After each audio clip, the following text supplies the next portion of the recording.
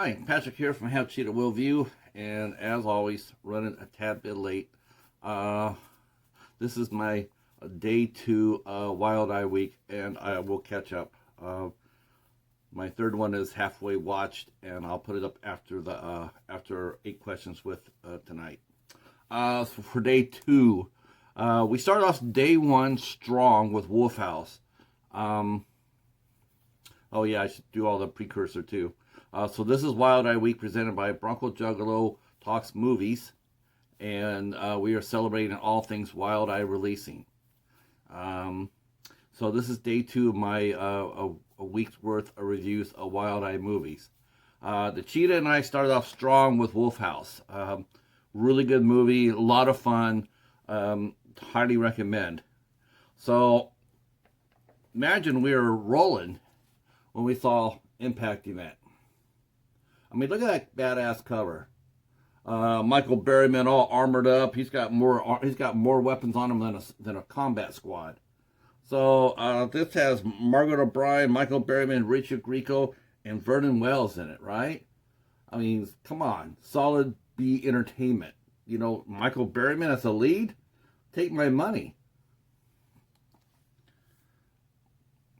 Yeah, that's exactly what they'd be doing if you bought this. They'd be taking your money because Vernon Wells is in it for like 30 seconds. Richard Grieco actually is in it.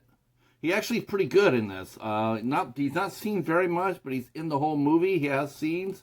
So I have to say Richard Grieco definitely deserves his name up here.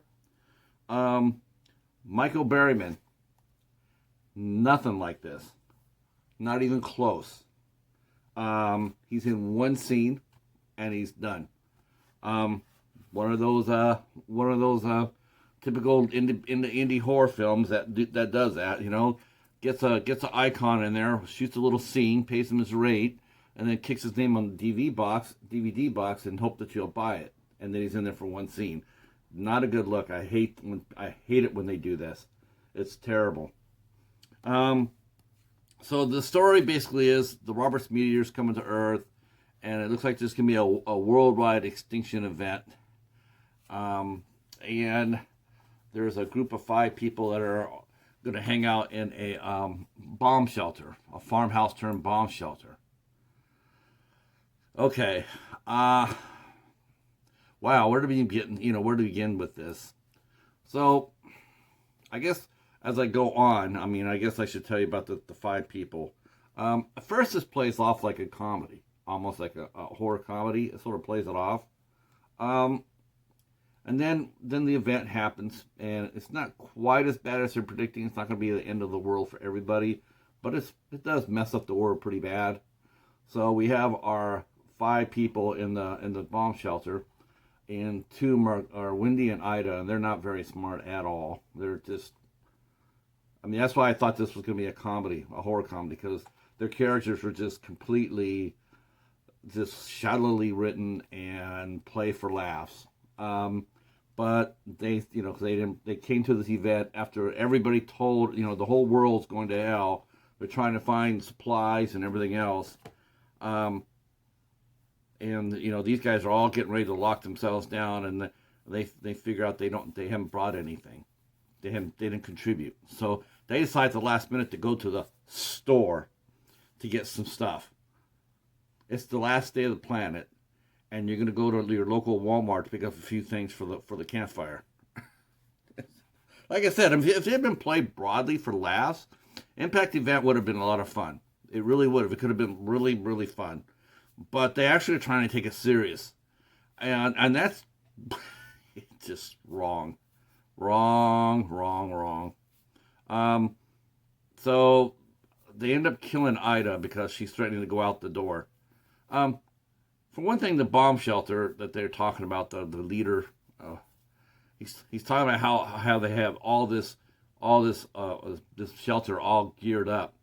Except there's one small thing with that. It's in a farmhouse. It's not underground. It's exposed. It's not underground. The radiation, everything in there, they would die. They would die quick. There's no getting around that. the door that they have for the farmhouse, it's a wooden door. It has tinfoil on it.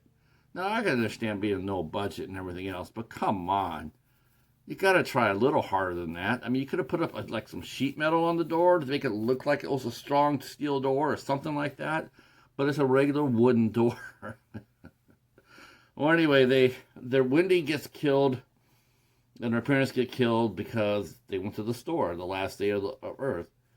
Ida gets killed by her friends because she doesn't believe that Wendy's dead and that her parents are dead and that the end of the world's happening. This is no. The rest of the movie has the guys, a girl and two guys holding out, and some crazy ass convicts make a run at their farmhouse, and end up getting killed. That's the movie. That's Impact Event.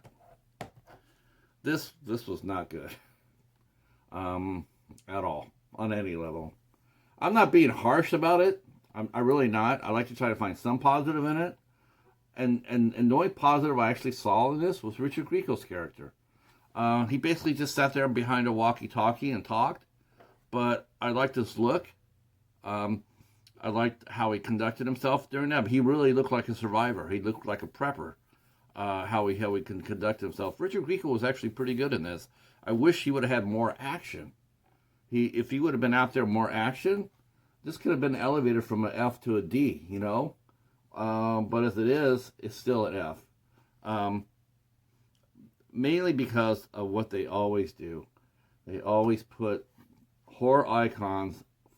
I mean, Vernon Wells wasn't even on there for 30 seconds from Mad Max. He wasn't on there for 30 seconds. Or the Road Warrior, I should say.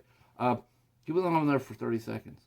And Michael Berryman, one scene, and he gets killed off.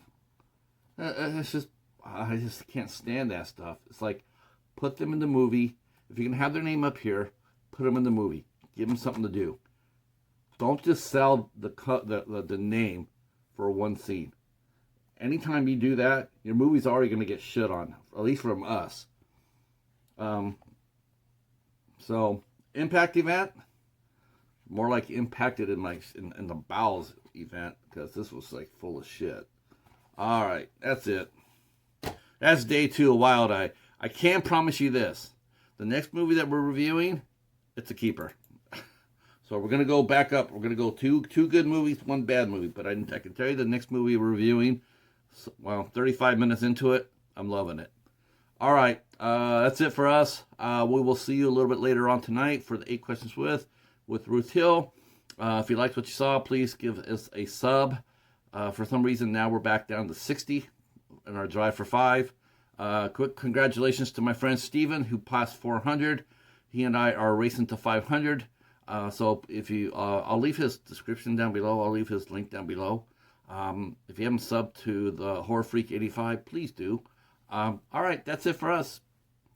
Peace.